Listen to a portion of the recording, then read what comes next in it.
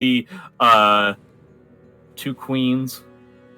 I already forgot who, the pirate that we were talking about. So yeah. Yeah. 2 queens, 1 match. Cervantes came over here and they were like, "Don't think you ever supposed to come around here. They don't want to see your face. You better disappear." What was that? No scrubs? Hmm? Oh, nothing. A lot of mid-range zoning already, so it seems like Incendiate already going to try and take whatever initiative that Exander allows him to try and go for, like, grab. Wow! It's like a teleporting sidestep. Gee whiz. The camera flipped around. Screwed me up. That was like a Super Mario 64 camera right there. And just like that, I already accepted the decision of Exander going with this Hilde instead of the Cervantes. Had he picked Cervantes, we would have gone into stuff like, Cervantes has a hard time chasing. Ivy just kind of has like a range advantage against RB, but none of that is a factor in the, in the matchup between Hilde and Ivy. Like Hilde can just match the long range of Ivy while being able to brawl up close, and we're seeing a really aggressive Hilde from Exander right now. Yeah, you might remember me talking about the fact that Incendiate has effectively dropped X until we have offline play again, simply because he's frustrated with playing a character that is aggressive and needs to get in, and it's difficult to try and run and block to initiate pressure, so that's why you're going back to Ivy, right? Yeah, I wonder if Exander is kind of going through the exact same kind of thing with Cervantes versus Hilde, because Hilde has needs significantly less time to try and create situations. So, wow, it's just throwing these launchers. I mean, they are safe on block, so I guess I'm not surprised. I guess he's trying to force Incendiate to hard commit to a sidestep, or just take the guard damage.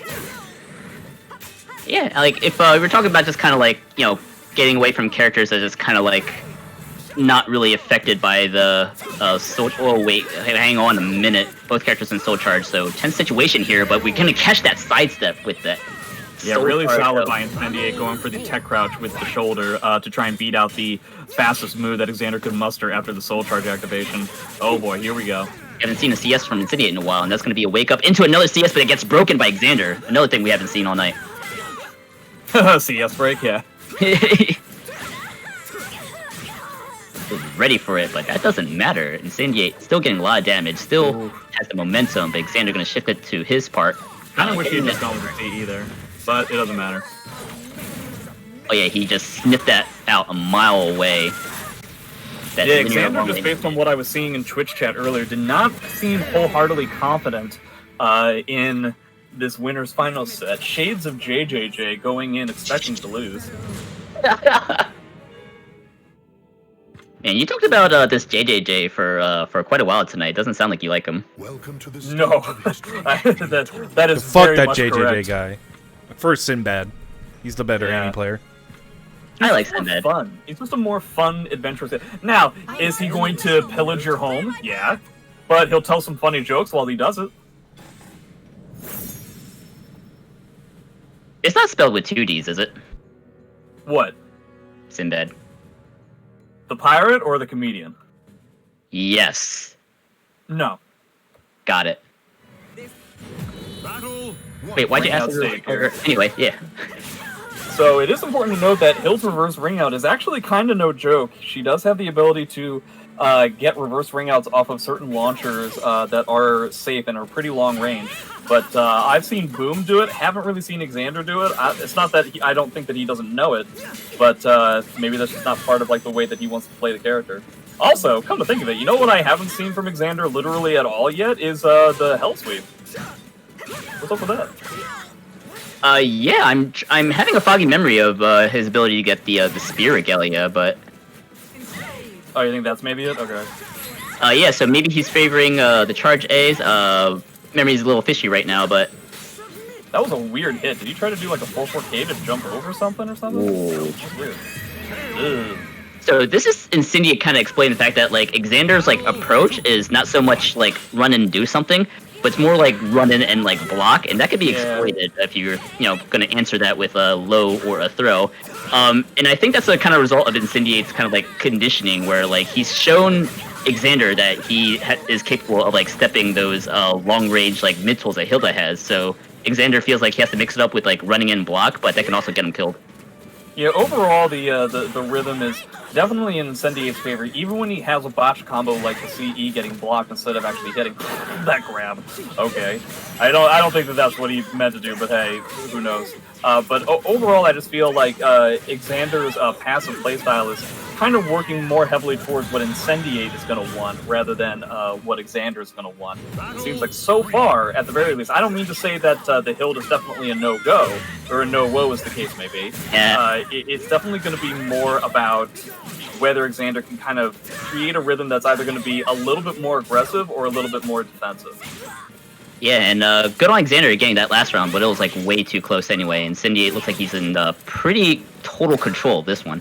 Yeah, see, he's overextending too much. He doesn't feel comfortable going through like the long range kind of thing, and presumably he doesn't feel comfortable with the Cervantes either. So I don't entirely know what he'll want to do and what he wants to try to do in this set after this. Yeah, he's going for like a fishy stuff, like on the side of Exander. He's going for like the tech crouches, trying to maybe get like a counter hit.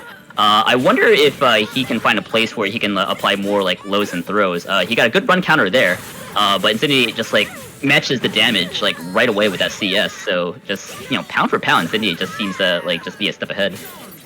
Well, I feel like they're both playing very similar games, right? But that the game that they're both playing, Ivy is better at. So it's a little bit, well, that's going to be a ring out. And so that's going to be the second game. Oh, the disrespectful soul charge activation on top of it. Yeah, and like he decides to do for the third game. And that sidestep, the with the like spear moves, like kind of like, that's basically just kind of like tells a story of like why like Xander's kind of like playing the way he is, just because like Incendiate just gets so much reward off those punishes.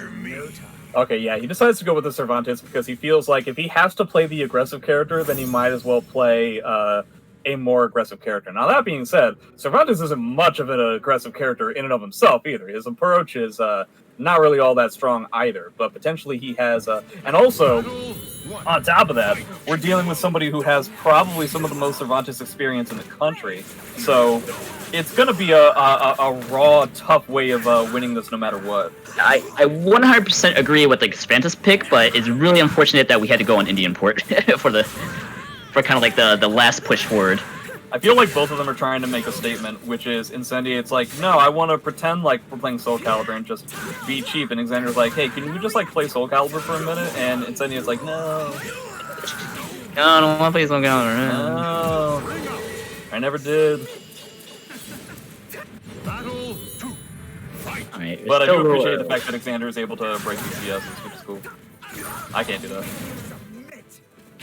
Yeah, same, but geez, when Exander just feels like he found an opportunity for some momentum, Incendiate just says, no, I have a CE with the auto GI, so let's see what the wake-up is. Oh, mid! Pretty committal one, too. Yeah. Clearly they've played against each other a lot. I'm definitely feeling, I'm sensing feelings that you are akin to Nowo and Abachi. Yeah, and at this point, Exander's just like running and blocking, trying to come up with something that's just not panning out. Yeah, and we just seen from between this game and the first two is just like Incendiate is just like really good at just like exploiting the kind of like safe like approaches there, or like the overly safe approaches. Well, it seems like, especially for one, as we were talking about before, rough stage to get. Secondly, tough player for Exander to get, just in terms of the characters he has. You can clearly tell that at this point, I think we were expecting there was a potential that Hilde was going to be like this interesting choice from Exander, but now I'm getting the impression that he picked this character simply so that he did not have to play this matchup. So it's nice that he was able to get that ring out there. We'll see if he can continue that momentum, but especially on Indian port, it's tough to keep momentum going in any stretch of the imagination. Like despite the character like match or mismatch, as you say, with Incendiate's experience with Ender's J, I still think like comfort goes a long way. So again, still like 100% respect the fact that he decides to go for Cervantes. If anything, I probably would have rather have him on Cervantes sooner. But we'll see what happens. He's probably done this quite a lot before, and hey, he might get the chance again in Grand Finals. Who can say? But winners finals is